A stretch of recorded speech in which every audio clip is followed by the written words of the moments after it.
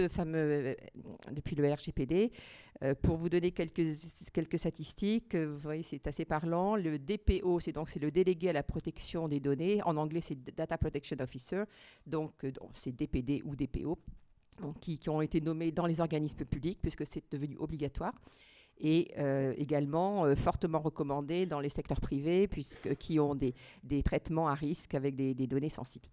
Donc 32 000 organismes, ça commence déjà à être conséquent, mais on n'a pas attendu mai 2018 pour mettre en place, j'allais dire, les acteurs aussi s'étaient mobilisés. Il y avait, vous avez pu entendre, le correspondant informatique et liberté, le CIL, qui existait déjà, qui n'était pas une fonction forcément obligatoire, mais qui permettait déjà de faire entrer la culture informatique et liberté dans les structures, dans des grandes entreprises, dans les administrations, pour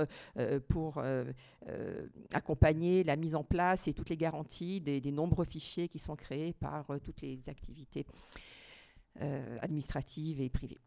Donc les violations de données aussi, maintenant ça apparaît davantage effectivement sur le marché, même si les violations de données ne datent pas de 2018, et nous avions déjà les violations de données peuvent arriver soit effectivement par révélation publique, soit aussi par signalement, où effectivement, nous aussi, dans le cadre des contrôles que nous menons avec des contrôles en ligne ou des contrôles sur place, avec nos équipes d'inspecteurs contrôleurs, là aussi, les violations de données sont constatées aussi à cette occasion-là. Donc ça, c'est quand même déjà en 9 mois, hein, ça donne quand même une idée aussi de l'ensemble des acteurs, bien sûr, sur le marché français. Les plaintes, puisque nous avons aussi une fonction d'instruction des plaintes des personnes. Et les plaintes peuvent être de toute nature, secteur bancaire, un crédit refusé, des données qui paraissent anormales, plaintes également bien sûr par grand secteur d'activité, donc le secteur bancaire, assurance, le secteur de l'Internet de plus en plus, et les plaintes sont aussi simplement des demandes de retrait de photos ou de contenus sur les réseaux sociaux, sur Internet, qui portent préjudice à un adulte ou à un enfant. Et là aussi, il y a des conditions d'instruction auprès, d'une part, déjà des sites concernés et des moteurs de recherche, et ensuite, quand il n'y a pas de réponse dans un délai raisonnable, la CNIL instruit une plainte, et c'est nous qui montons au créneau vers l'ensemble des acteurs de l'Internet, que ce soit des gros GAFAM ou que ce soit des sites beaucoup plus confidentiels auxquels vous avez confié des données ou effectivement qui ont publié des informations sur vous sans votre consentement et qui peuvent vous porter préjudice. Donc c'est un travail quand même assez important, parce que les plaintes, finalement, ça nous arrive beaucoup de demandes qui ne relèvent pas toutes de l'informatique et liberté, qui relèvent aussi de d'autres types de comportements sur le marché. Donc bon, voilà, on fait le tri, mais on a toute une équipe de front office, j'allais dire back office, ben non, parce que c'est quand même du front office, hein, c'est l'accueil direct du public, et qui ensuite traite à un premier niveau et passe ensuite aux juristes, et voilà, on instruit. Et c'est pas spécifique à la CNIL, hein, tous nos pays homologues européens ou dans le monde, ceux qui ont des autorités équivalentes avec des règles transparentes et indépendantes, ont les mêmes conditions pour pouvoir traiter les demandes de l'ensemble des citoyens. Donc là, on a une activité très, très convergente. Même si tous les modèles ne sont pas sur le modèle européen du RGPD, ne sont pas protecteurs, on peut parler même des États-Unis. Ils n'ont pas d'équivalent de loi de protection des données. Et ils ont plutôt des lois même un peu de surveillance. Donc, bon, tout ça s'explique avec l'actualité, l'histoire, mais nous, on a un homologue au moins aux États-Unis qui sont la FTC. Et donc là, c'est toute la protection du consommateur, où là, les États-Unis sont très vigilants, protection du consommateur et également protection des mineurs en dessous de 13 ans avec la loi COPPA, donc, qui avait fixé des règles aussi et qui sont suivies par ces types d'organismes. Donc nous avons quand même des interlocuteurs au niveau mondial. On adopte aussi des résolutions à l'international, à des niveaux, si possible, de pas trop de consensus mou, parce que sinon, non. Mais pour arriver à se mettre d'accord sur des cas de régulation qui touchent les fournisseurs d'accès, qui touchent les grands acteurs, qui touchent l'économie, qui touchent les grands secteurs bancaires, désormais l'utilisation de l'intelligence artificielle dans de nombreux secteurs. On progresse aussi sur des sujets qui nous paraissent prioritaires, d'avenir, de prospective, et en même temps de permettre d'accompagner la vie quotidienne et les outils de demain qui seront paramétrés plus ou moins respectueux de la vie privée, et c'est aussi notre rôle. Mais vous allez voir un peu, ça fait partie des services dans une certaine logique. Vous comprendrez effectivement comment on arrive à couvrir tous ces sujets de société. Voilà, et les appels, bien sûr, directs à la CNIL. On a donc la CNIL, autorité indépendante, ce qui veut dire qu'effectivement, nous ne prenons d'instruction d'aucun ministère, d'aucun service, d'aucun gouvernement. Nous sommes rattachés sur un plan fonctionnel pour les budgets de la CNIL par les services Premier ministre. En revanche, nous rendons des comptes au Parlement. Les présidents de la CNIL sont régulièrement aussi auditionnés, les commissions des lois, selon l'ensemble des sujets aussi. Mais l'indépendance est une garantie, et la composition justement de la CNIL est censée garantir cette indépendance. Donc nous avons des membres, et là on est en pleine actualité. Notre présidente Isabelle Falck-Pierrotin, qui a effectué 2 mandats depuis donc, de 2 fois 5 ans, rend son mandat. Et nous avons une nouvelle présidente qui arrive lundi. Elle a été désignée parmi les membres du collège de la commission, avec désormais désignation par le gouvernement. Donc elle vient du CSA. Donc nous avons Isabelle Falck-Pierrotin, pour ceux qui connaissaient un peu ses prises de position, l'accompagnement. Elle a fait un travail, je crois, assez conséquent pendant toutes ces périodes d'évolution de la société et du numérique. Donc, Marie-Laure Denis, qui vient du CSA, de l'ARCEP, un certain nombre d'autres profils. Donc là, on va voir aussi comment l'accompagner, nous également, avec nos expertises, parce qu'une présidente, un collège de commissaires, s'appuie sur les services de la CNIL, qui sont les juristes, qui sont les informaticiens, qui sont aussi des chercheurs en informatique, qui représentent aussi la communication, qui représentent aussi des assistantes d'accompagnement. Voilà, une diversité d'agents qui fait un peu notre richesse aussi, et puis beaucoup de jeunes aussi, et un turnover aussi à la CNIL. Donc voilà, nous avons aussi régulièrement des postes qui sont publiés et qui sont ouverts justement parce qu'on est très heureux quelque part quand même des agents nous quittent pour être... c'est facile de nous débaucher en ce moment avec le RGPD depuis de nombreux mois.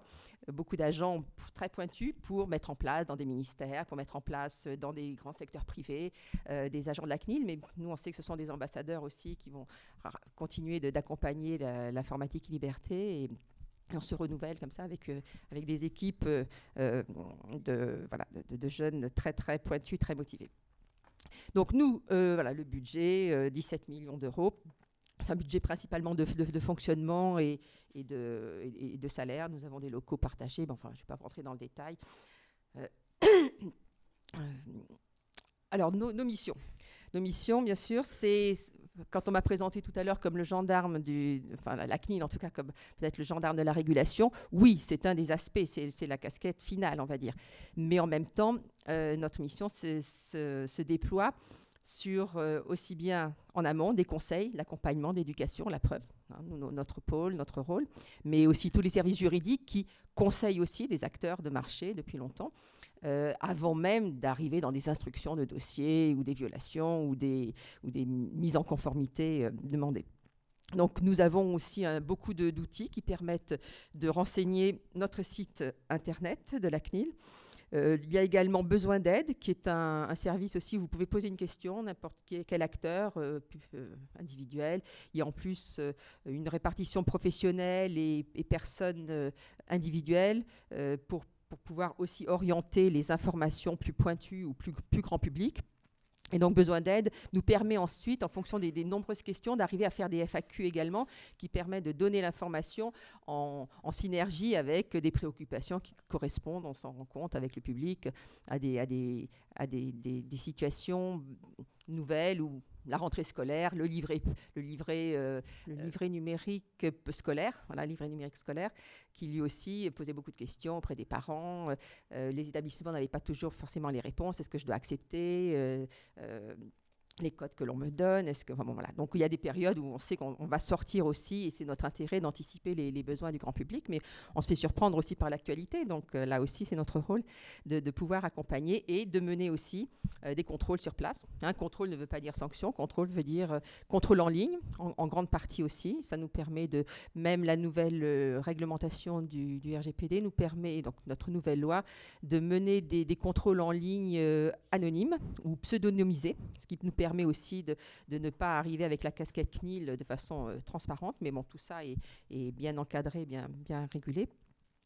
Et bien sûr des contrôles sur place dans les administrations, auprès des acteurs publics, puisque notre activité couvre, vous l'avez bien compris, depuis la loi de 2004, depuis l'adoption de la directive précédente qui a fait évoluer notre loi, on couvre bien et les acteurs publics et les acteurs privés de marché pour la régulation. Et bien sûr, la sanction, qui est ensuite, j'allais dire, le dernier stade. Mais les sanctions sont aussi des sanctions graduées, c'est-à-dire qu'il y a instruction aussi d'une société qui a été soit contrôlée, soit identifiée, soit signalée, ou bien la CNIL aussi annonce toujours un an à l'avance son programme de contrôle, c'est-à-dire qu'on va s'axer sur certains secteurs, en particulier les assurances, les banques, les sociétés de recrutement et les RH également, parce que là aussi il y a des données et des obligations d'information auprès des candidats. Donc voilà, on annonce à l'avance notre programme, ça c'est une partie du travail des contrôleurs de la CNIL. Il y a ensuite une partie qui est liée justement à des plaintes trop fréquentes, donc là on va aller voir de plus près aussi quelles données sont traitées, comment elles sont conservées, comment elles sont sécurisées. Et ensuite, effectivement, il y a les sanctions qui sont déjà des demandes de mise en demeure selon la gravité, dans un certain délai, mise en demeure. Ensuite, sanctions administratives et sanctions pécuniaires. Voilà. Donc, tout ça sur des stades de demande de mise en conformité, refus de la société ou la structure concernée qui n'a pas choisi de mettre en conformité les points qui ont été bien précisés par notre commission d'instruction des plaintes et d'instruction des sanctions. Et ensuite, évidemment, c'est un collège des commissaires de la CNIL qui est chargé de délibérer pour adopter des sanctions. Donc, le dernier cas qui date quand même de à peu près... c'est 21 janvier, je crois. Oui, donc la condamnation de Google à 50 millions d'euros d'amende. C'est déjà... Vous le verrez dans le cas des nouveaux pouvoirs qui ont été accordés par le RGPD à la CNIL et à l'ensemble de ses homologues européens. Donc là, on pouvait dépasser les 150 000 euros plafond maximum des amendes qui pouvaient être mises par la CNIL, qui étaient en cas de récidive 300 000 euros. Donc là, c'est des pourcentages de chiffres d'affaires mondiaux et en fonction du nombre de personnes impactées, en fonction des risques. Donc là, typiquement, Google a été condamné pour manque de transparence d'information auprès des usagers. Le consentement qui est, à partir du moment où vous inscrivez sur un compte, vous êtes obligé d'accepter ou refuser en bloc l'ensemble des conditions, donc y compris le traitement de vos données et leur communication aussi à des tiers commerciaux.